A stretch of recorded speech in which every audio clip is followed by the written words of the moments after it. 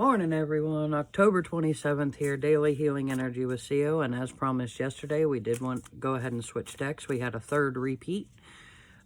This is the Sacred Medicine Oracle is what we're working with. This is a deck by Asha Frost. Okay, that's the cover of the box. And artwork by Steph Littlebird. So if any of you know Asha Frost or Steph Littlebird, go ahead and feel free to tag them. We are going to be using their deck for today's healing energy, starting today, I should say. Until we start getting the repeats, we'll stick with the deck. So what do we have today for our daily healing energy? Let's see, October 27th. There's a beautiful card. This is the reclamation card, okay? And then the little word underneath is home. And you can see she's got her hands full of soil and a flower that's kind of leaned off to the side.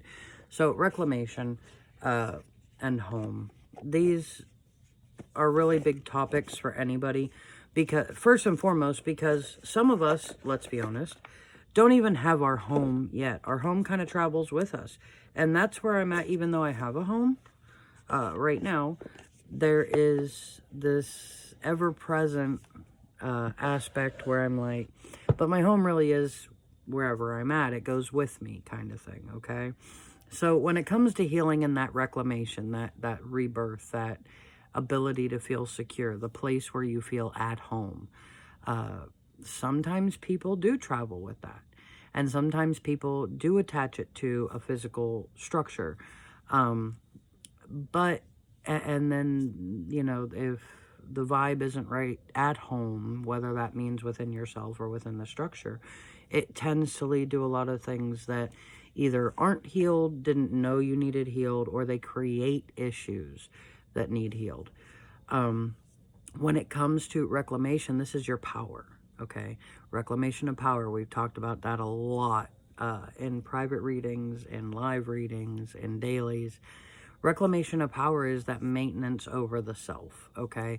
And so with this reclamation, we're talking about the reclamation of the self. Who are you really? It needs healed. It needs brought out to make it all aligned for your authenticity.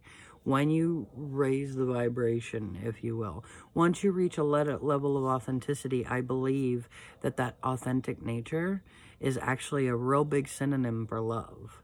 And it sometimes is put at cross purposes. Usually not by us, though, but it is a test to see where that self-love comes from. Now, healing in this form of reclamation can take a lot of time. It can crop up. It's probably, for myself, one of the areas that crops up the most frequently that needs healed. Mainly because it's not just you there. You're taking into consideration everyone else and things like that. So bear in mind, communication is going to be key here.